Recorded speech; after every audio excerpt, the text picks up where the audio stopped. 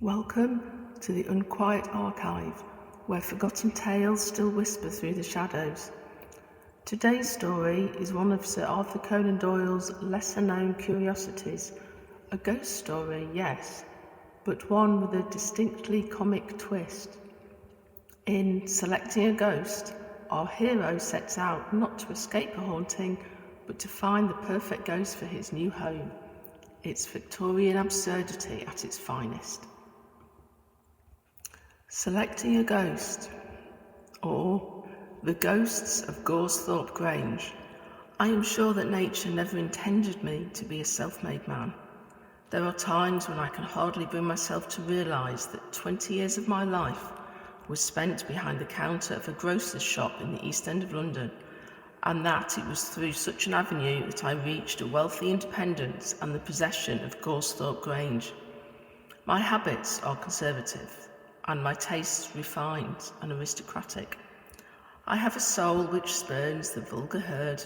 Our family, the odds, dates back to a prehistoric era, as is to be inferred from the fact that their advent into British history is not commented on by any trustworthy historian. Some instinct tells me that the blood of a crusader runs in my veins. Even now, after the lapse of so many years, such exclamations as, "By your lady," rise naturally to my lips, and I feel that, should circumstances require it, I am capable of rising in my stirrups and dealing an infidel a blow, say with a mace, which would considerably astonish him. Goresthorpe Grange is a feudal mansion, or so it was termed in the advertisement which originally brought it under my notice. Its right to this adjective has a most remarkable effect upon its price, and the advantages gained may possibly be more sentimental than real. Still, it is soothing to me to know that I have slits in my staircase through which I can discharge arrows, and there is a sense of power in the fact of possessing a complicated apparatus by means of which I am unable to pour molten lead upon the head of the casual visitor. These things chime in with my peculiar humour, and I do not grudge to pay for them. I am proud of my battlements and of the circular uncovered sewer which girds me around. I am proud of my portcullis and donjon and keep. But there is but one thing wanting to round off the medievalism of my abode, and to render it symmetrically and completely antique. Goresthorpe Grange is not provided with a ghost. Any man with old-fashioned tastes and ideas as to how such establishments should be conducted would have been disappointed at the omission. In my case, it was particularly unfortunate. From my childhood, I had been an earnest student of the supernatural and a firm believer in it. I have revelled in ghostly literature until there is hardly a tale bearing upon the subject which I have not perused. I learned the German language for the sole purpose of mastering a book upon demonology. When an infant, I had secreted myself in dark rooms in the hope of seeing some of those bogies with which my nurse used to threaten me, and the same feeling is as strong in me now as then. It was a proud moment when I felt that a ghost was one of the luxuries which money might command. It is true that there was no mention of an apparition in the advertisement. On reviewing the mildewed walls, however, and the shadowy corridors, I had taken for granted that there was such a thing on the premises. As the presence of a kennel presupposes that of a dog, so I imagined that it was impossible that such desirable quarters should be untenanted by one or more restless shades. Good heavens, what can the noble family from whom I purchased it have been doing during these hundreds of years? Was there no member of it spirited enough to make away with his sweetheart, or take some of the steps calculated to establish a hereditary spectre? Even now I can hardly write with patience upon the subject. For a long time I hoped against hope. Never did rats squeak behind the wainscot, or rain drip through the attic floor, without a wild thrill shooting through me as I thought that at last I had come upon traces of some unquiet soul. I felt no touch of fear upon these occasions. If it occurred in the night time, I would send Mrs. Dodd, who is a strong-minded woman, to investigate the matter, while I covered up my head with the bedclothes and indulged in an ecstasy of expectation. Alas, the result was always the same. The suspicious sound would be traced to some cause so absurdly natural and commonplace that the most fervid imagination could not clothe it with any of the glamour of romance. I might have reconciled myself to this state of things had it not been for Jorrocks of Havistock Farm. Jorrocks is a coarse, burly, matter-of-fact fellow, whom I only happened to know through the accidental circumstance of his fields joining my domain. Yet this man, though utterly devoid of all appreciation of archaeological unities, is in possession of a well-authenticated and undeniable spectre. Its existence only dates back, I believe, to the reign of the second George, when a young lady cuts her throat upon hearing of the death of her lover at the Battle of Dettingen. Still, even that gives the house an air of respectability, especially when coupled with bloodstains upon the floor. Jorrocks is densely unconscious of his good fortune, and his language when he reverts to the apparition is painful to listen to. He little dreams how I covered every one of those moans and nocturnal wails which he describes with unnecessary objuration. Things are indeed coming to a pretty pass when democratic spectres are allowed to desert the landed properties and annul every social distinction by taking refuge in the houses of the great unrecognised. I have a large amount of perseverance. Nothing else could have raised me into my rightful sphere, considering the uncongenial atmosphere in which I spent the early part of my life. I felt now that a ghost must be secured, but how to set about securing one was more than either Mrs. Odd or myself was able to imagine. My reading taught me that such phenomena are usually the outcome of crime. What crime was to be done then, and who was to do it? A wild idea entered my mind that Watkins, the house steward, might be prevailed upon, for a consideration, to immolate himself or someone else in the interests of the establishment. I put the matter to him in a half-jesting manner, but it did not seem to strike him in a favourable light. The other servants sympathised with him in his opinion. At least, I cannot account in any other way for their having left the house in a body in the same afternoon. "My dear," Mrs. Odd remarked to me one day after dinner, as I sat moodily sipping a cup of sack. "I love the good old names. My dear, that odious ghost of Jorrocks has been gibbering again." "Let it gibber," I answered recklessly. Mrs. Odd struck a few cards on her virginal and looked thoughtfully into the fire. "I'll tell you what it is, Argentine," she said at last, using the pet name which we usually substituted for Silas. "We must have a ghost sent down from London." "How can you be so idiotic, Matilda?" I remarked severely. "Who could get us such a thing?" "My cousin Jack Pocket could," she answered confidently. Now, this cousin of Matilda's was rather a sore subject between us. He was a rakish, clever young fellow who had tried his hand at many things, but wanted perseverance to succeed at any. He was, at that time, in chambers in London, professing to be a general agent and really living, to a great extent, upon his wits. Matilda managed so that most of our business should pass through his hands, which certainly saved me a great deal of trouble. But I found that Jack's commission was generally considerably higher than all the other items of the bill put together. It was this fact which made me feel inclined to rebel against any further negotiations with the young gentleman. "Oh yes, he could," insisted Mrs. D, seeing the odd look of desperation upon my face. "You remember how well he managed that business about the crest?" "It was only a resuscitation of the old family coat of arms, my dear," I protested. Matilda smiled in an irritating manner. "There was a resuscitation of the family portraits too, dear," she remarked. "You must allow that Jack selected them very judiciously." I thought of the long line of faces which adorned the walls of my banqueting hall, from the burly Norman robber through every gradation of casque, plume and ruff, to the sombre Chesterfieldian individual who appears to have staggered against a pillar in his agony at the return of a maiden, to the sombre Chesterfieldian individual who appears to have staggered against a pillar in his agony at the return of a maiden manuscript, which he grips convulsively in his right hand. I was fain to confess that in that instance he had done his work well, and that it was only fair to give him an order, with the usual commission, for family spectre should such a thing be attainable. It is one of my maxims to act promptly when once my mind is made up. Noon of the next day found me ascending the spiral stone staircase which leads to Mr. Proggett's chambers, and admiring the succession of arrows and fingers upon the whitewashed wall, all indicating the direction of that gentleman's sanctum. As it happened, artificial aids of the sort were entirely unnecessary, as an animated flap dance overhead could proceed from no other quarter, though it was replaced by a deathly silence as I groped my way up the stair.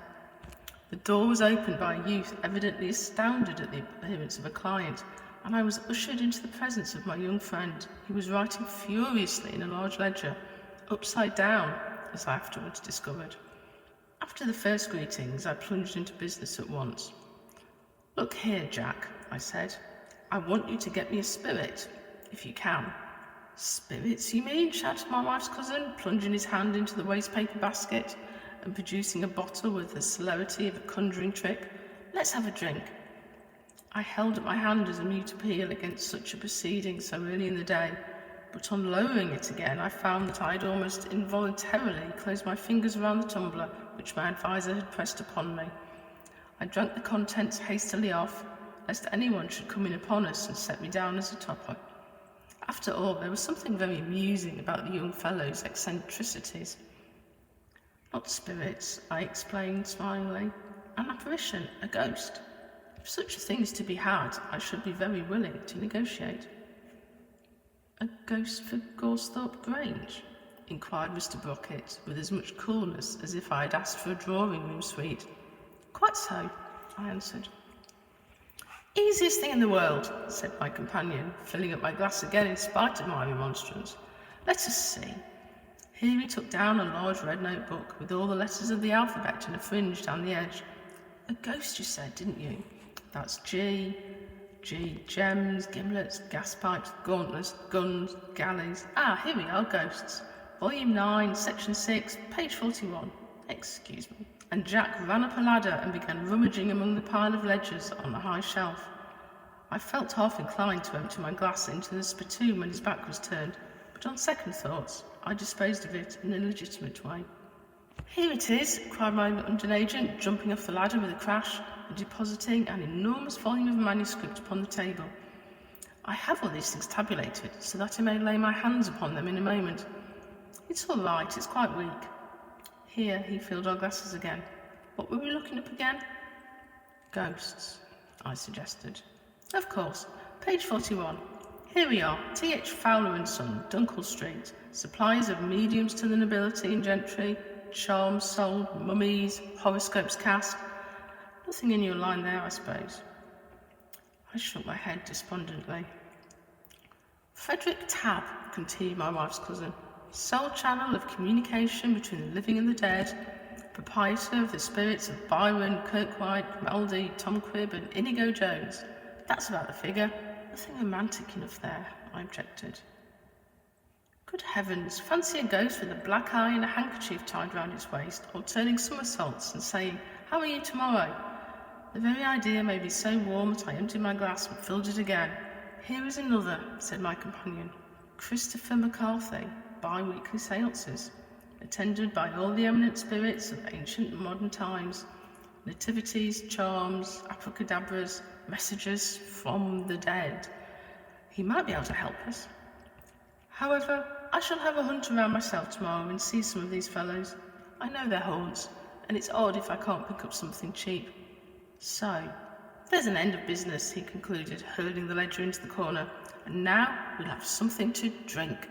We had several things to drink, so many that my inventive faculties were dulled next morning, and I had some little difficulty in explaining to Mrs. Odd why it was that I hung my boots and spectacles upon a peg along with my other garments before retiring to rest. The new hopes excited by the confident manner in which my agent had undertaken the commission caused me to rise superior to alcoholic reaction, and I paced about the rambling corridors and old-fashioned rooms, picturing to myself the appearance of my expected acquisition and deciding what part of the building would harmonise best with its presence. After much consideration, I pitched upon the banqueting hall as being, on the whole, most suitable for its reception. It was a long, low room, hung around with valuable tapestry and interesting relics of the old family to whom it had belonged. Coats of mail and implements of war glimmered fitfully as the light of the fire played over them, and the wind crept under the door, moving the hangings to and fro with a ghastly rustling. At one end there was the raised dais, on which in ancient times the host and his guests used to spread their table, while a descent of a couple of steps led to the lower part of the hall, where the vassals and retainers held wassail. The floor was uncovered by any sort of carpet, but a layer of rushes had been scattered over it by my direction. In the whole room there was nothing to remind one of the 19th century, except indeed my own solid silver plate, stamped with the resuscitated family arms, which was laid out upon an oak table in the centre. This, I determined, should be the haunted room, supposing my wife's cousin to succeed in his negotiation with the spiritmongers. There was nothing for it now but to wait patiently until I heard some news of the result of his inquiries. A letter came in the course of a few days, which, if it was short, was at least encouraging. It was scribbled in pencil on the back of a playbill, and sealed apparently with a tobacco stopper. "I'm on the track," it said. "Nothing of the sort to be had from any professional spiritualist, but picked up a fellow in a pub yesterday who says he can manage it for you. We'll send him down unless you write to the contrary. Abrahams is his name, and he has done one or two of these jobs before." The letter wound up with some incoherent allusions to a cheque, and was signed by my affectionate cousin, John Brockett. I need hardly say that I did not wire, but awaited the arrival of Mr. Abrahams with all impatience.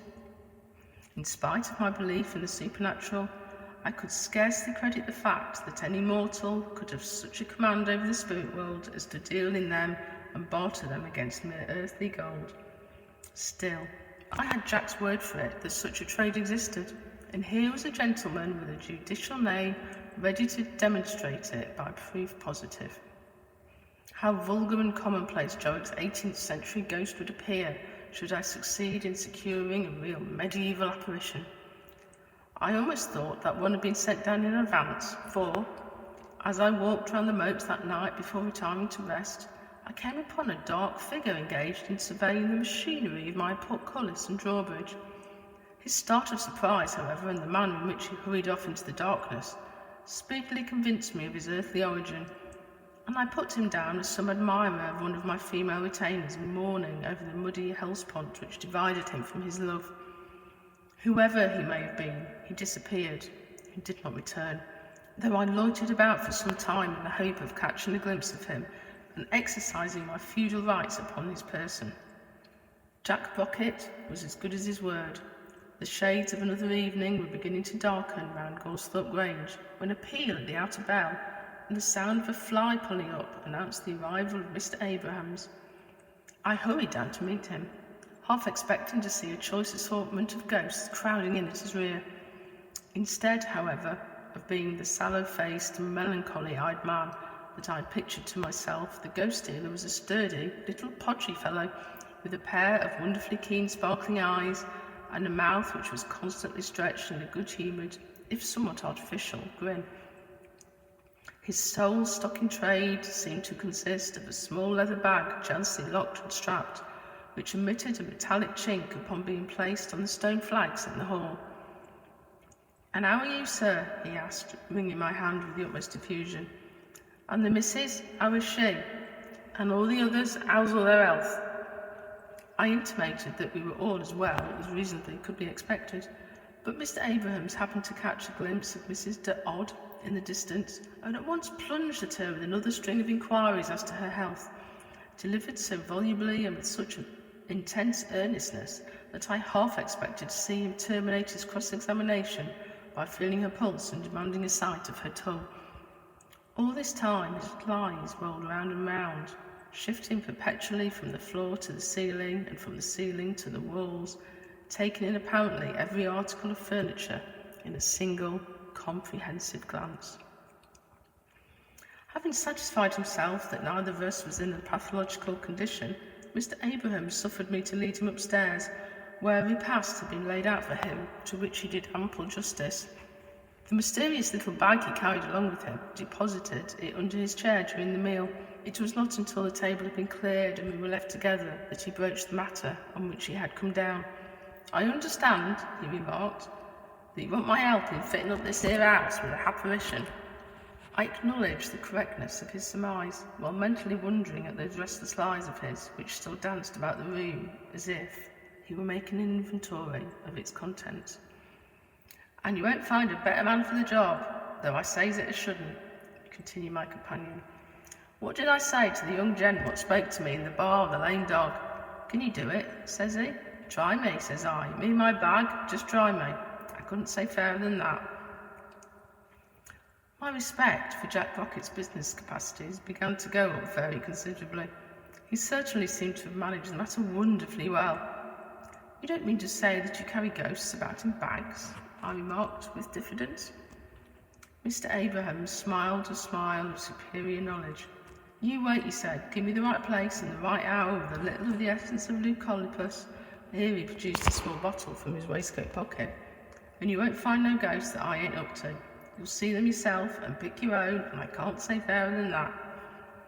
As all Mr. Abraham's protestations of fairness were accompanied by a cunning leer and a wink from one or other of his wicked little eyes, the impression of candour was somewhat weakened. "When are you going to do it?" I asked, reverentially. 10 minutes to 1 in the morning," said Mr. Abrams with decision. "Some says midnight, but I says 10 to 1, when there ain't such a crowd and you can pick your own ghost. And now," he continued, rising to his feet, "suppose you trot me round the premises and let me see where you wants it, for there's some places as attracts them, and some as they wouldn't hear of.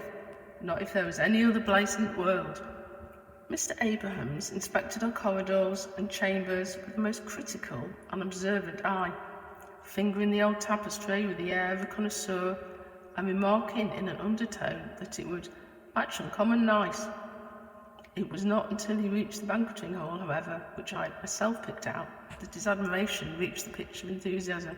"Here's the place," he shouted, dancing bag in hand round the table on which my plate was lying, and looking not unlike some quaint little goblin himself. "Here's the place. We won't get nothing to beat this. A fine room, noble, solid, none of your electro-blake trash. That's the way as things ought to be done, sir. Plenty of room for 'em to glide here. Send up some brandy and the box of weeds. I'll sit here by the fire and do the preliminaries, which is more trouble than you'd think, for them ghosts carries on awful at times before they finds out who they've got to deal with. If you was in the room, they'd tear you to pieces as like as not. You leave me alone to tackle 'em, and at 12:30 come in, and I lay they'll be quiet enough by then."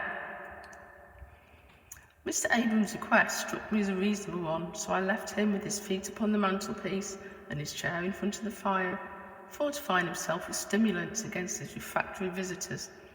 From the room beneath, in which I sat with Mrs. Dodd, I could hear that, after sitting for some time, he rose up and paced about the hall with quick, impatient steps.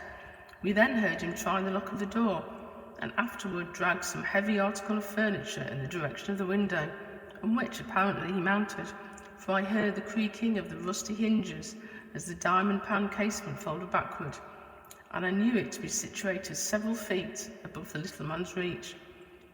Mrs. Dodd says that she could distinguish his voice speaking in low and rapid whispers after this, but that may have been her imagination. I confess that I began to feel more impressed than I had deemed it possible to be. There was something awesome in the thought of the solitary mortals standing by the open window and summoning in from the gloom outside the spirits of the nether world. It was with a trepidation which I could hardly disguise from Matilda that I observed that the clock was pointing to 12:30, and that the time had come for me to share the vigil of my visitor. He was sitting in his old position when I entered, and there were no signs of the mysterious movements which I had overheard, though his chubby face was flushed as with recent exertion. "Are you succeeding all right?" I asked as I came in, putting on as careless an air as possible, but glancing involuntarily round the room to see if we were alone. "Only your help is needed to complete the matter," said Mr. Abrams in a solemn voice. "You shall sit by me and partake of the essence of Leucolypus, which removes the scales from our earthly eyes. Whatever you may chance to see, speak not, and make no movement, lest you break the spell." His manner was subdued, and his usual vulgarity had entirely disappeared. I took the chair which he indicated, and awaited the result. My companion cleared the rushes from the floor in our neighbourhood, and, going down upon his hands and knees, described a half-circle with chalk, which enclosed the fireplace and ourselves. Round the edge of this half-circle he drew several hieroglyphics, not unlike the signs of the zodiac. He then stood up and uttered a long invocation, delivered so rapidly that it sounded like a single gigantic word in some uncouth guttural language. Having finished this prayer, if prayer it was, he pulled out the small bottle which he had produced before and poured a couple of teaspoonfuls of clear, transparent fluid into a vial, which he handed to me with an intimation that I should drink it. The liquid had a faintly sweet odour, not unlike the aroma of certain sorts of apples. I hesitated a moment before applying it to my lips, but an impatient gesture from my companion overcame my scruples, and I tossed it off. The taste was not unpleasant, and, as it gave rise to no immediate effects, I leaned back in my chair and composed myself for what was to come.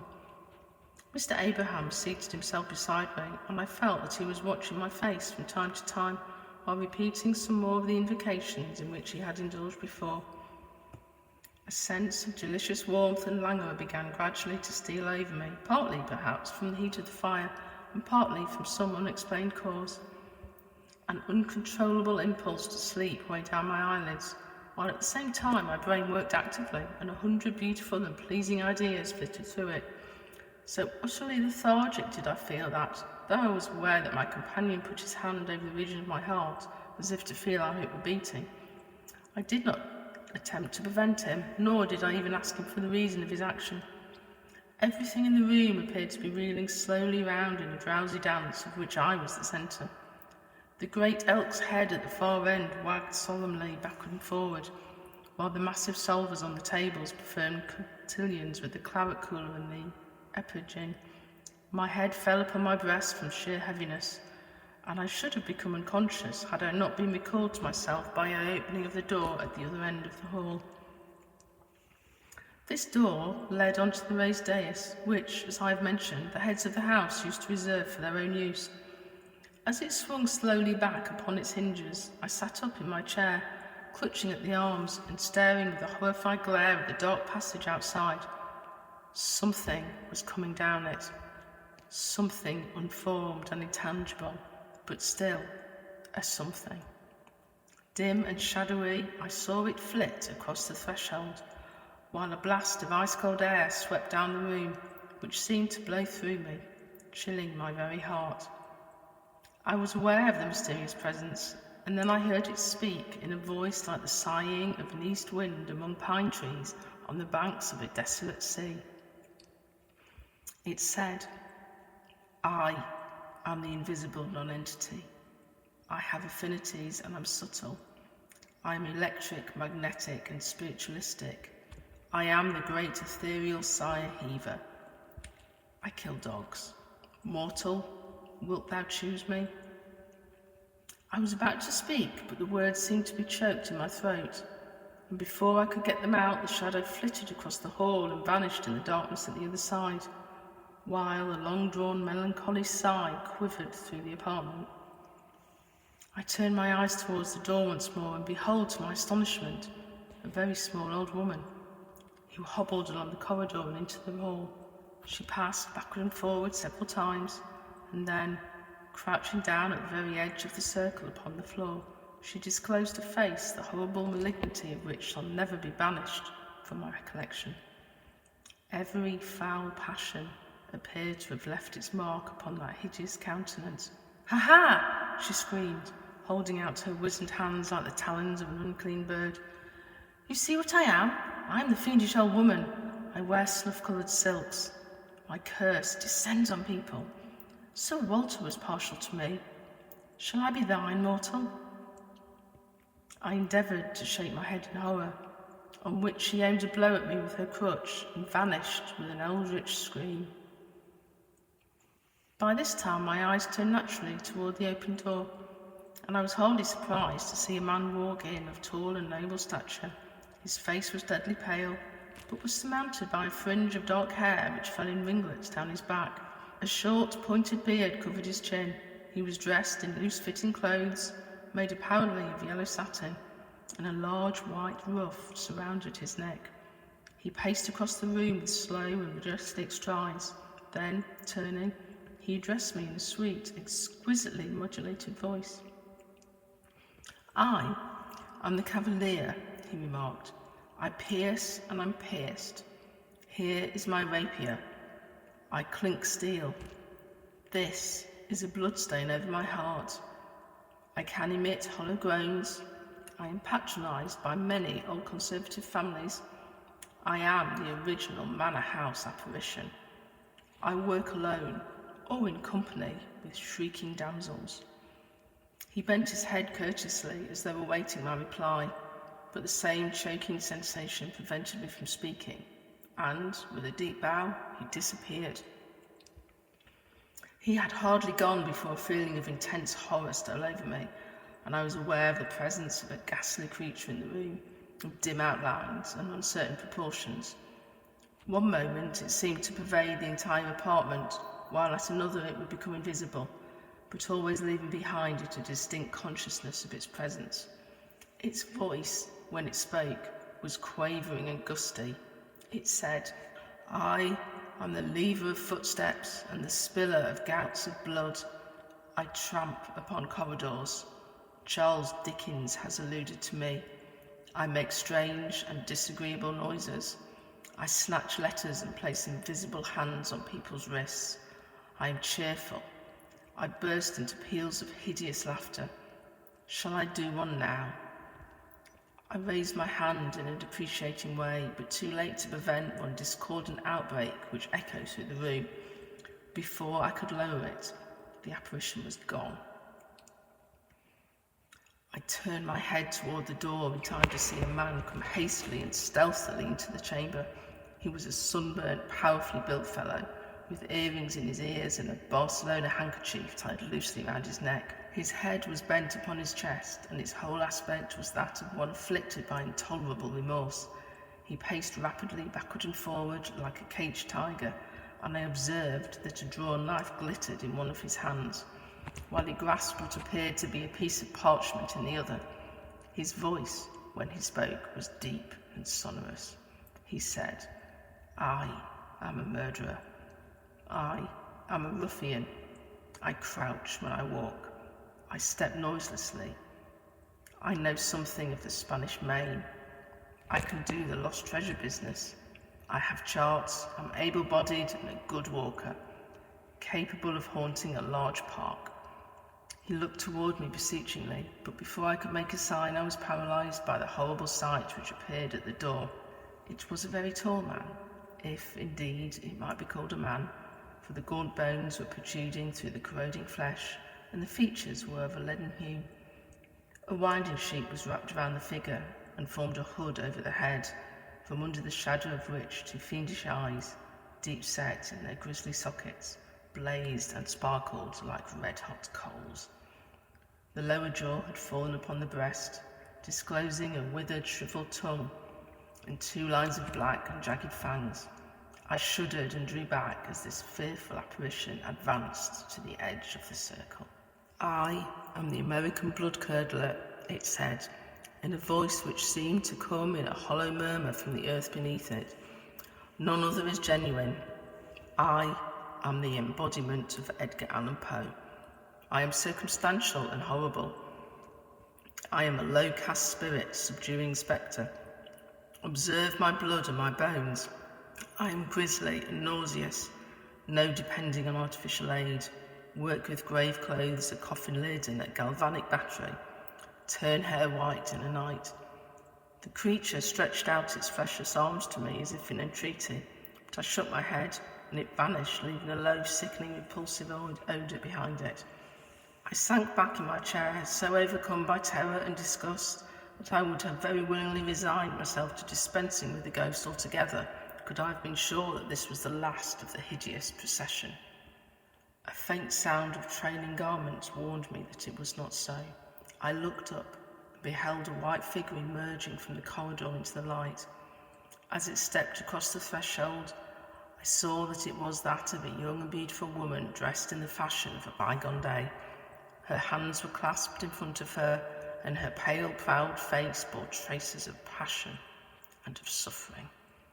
She crossed the hall with a gentle sound, like the rustling of autumn leaves, and then, turning her lovely and unutterably sad eyes upon me, she said, "I am the plaintive and sentimental, the beautiful and ill-used.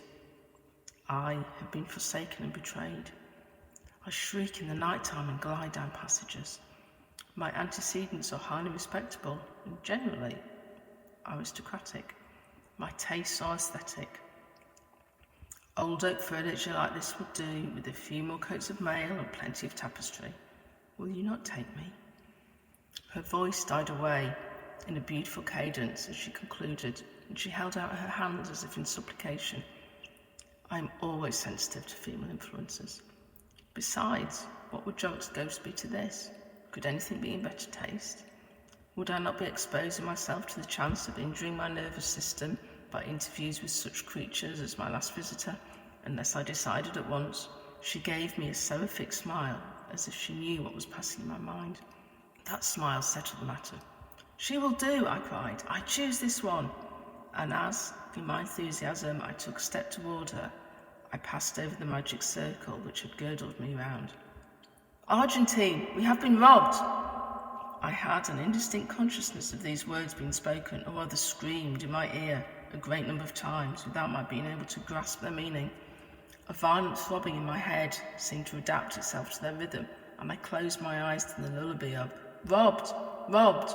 Robbed!" A vigorous shake caused me to open them again, however, and the sight of Mrs. D'Odd, in the scantiest of costumes and most furious of tempers, was sufficiently impressive to recall all my scattered thoughts. I made me realise that I was lying on my back on the floor, with my head among the ashes which had fallen from last night's fire, and a small glass vial in my hand. I staggered to my feet, but felt so weak and giddy that I was compelled to fall back into a chair. As my brain became clearer, stimulated by the exclamations of Matilda, I began gradually to recollect the events of the night. There was the door through which my supernatural visitors had filed.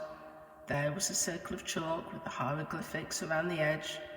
There was the cigar box and brandy bottle which had been honoured by the attentions of Mr. Abrams.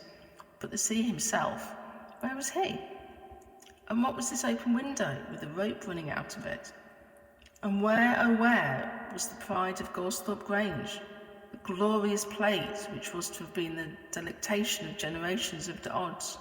And why was Mrs. D standing in the grey light of dawn, wringing her hands and repeating her monotonous refrain? It was only very gradually that my misty brain took these things in and grasped the connection between them. Reader, I have never seen Mr. Abrams since. I have never seen the plate stamped with the resuscitated family crest. Hardest of all, I have never caught a glimpse of the melancholy spectre with the training garments, nor do I expect that I ever shall. In fact, my night's experiences have cured me of my mania for the supernatural, and quite reconciled me to inhabiting the humdrum 19th century edifice on the outskirts of London, which Mrs. D had long had in her mind's eye. As to the explanation of all that occurred, that is a matter which is open to several surmises. That Mr. Abrams, the ghost hunter, was identical with Jeremy Wilson, alias the Nottingham Crackster, is considered more than probable at Scotland Yard, and certainly the description of that remarkable burglar tallied very well with the appearance of my visitor. The small bag which I have described was picked up in a neighbouring field next day, and found to contain a choice assortment of jemmies and centre bits. Footmarks deeply imprinted in the mud on either side of the moat showed that an accomplice from below had received the sack of precious metals which had been let down through the open window. No doubt the pair of scoundrels, while looking round for a job, had overheard Jack Brocket's indiscreet inquiries and promptly availed themselves of the tempting opening. And now, as to my less substantial visitors, and the curious grotesque vision which I had enjoyed, am I to lay it down to any real power over occult matters possessed by my Nottingham friend? For a long time I was doubtful upon the point, and eventually endeavoured to solve it by consulting a well-known analyst, a medical man, and sending him the few drops of the so-called essence of leucoptonicus which remained in my vial. I append the letter which I received from him, only too happy to have the opportunity of winding up my little narrative by the weighty words of a man of learning. Arundel Street. Dear Sir, your very singular case has interested me extremely. The bottle which you sent contained a strong solution of chloral, and the quantity which you describe yourself as having swallowed must have amounted to at least 80 grains of the pure hydrate. This would, of course, have reduced you to a partial state of insensibility, gradually going on to complete coma. In this semi-unconscious state, it is not unusual for circumstantial and bizarre visions to present themselves, more especially to individuals unaccustomed to the use of the drug. You tell me in your note that your mind was saturated with ghostly literature, and that you had long taken a morbid interest in classifying and recalling the various forms in which apparitions have been said to appear. You must also remember that you were expecting to see something of the very nature, and that your nervous system was worked up to an unnatural state of tension. Under the circumstances, I think that, far from the sequel being an astonishing one, it would have been very surprising indeed to anyone versed in narcotics had you not experienced some such effects. I remain, dear sir, sincerely yours, T.E. Stoob, M.D. Addressed to Argentine de Ard Esquire, The Elms, Brixton. That was Selecting a Ghost by Sir Arthur Conan Doyle. Proof that even the supernatural has its share of bureaucracy and bad choices. If you enjoyed this haunted comedy, do give it a like and subscribe for more strange tales from the Unquiet Archive. There's always another spirit waiting in the wings.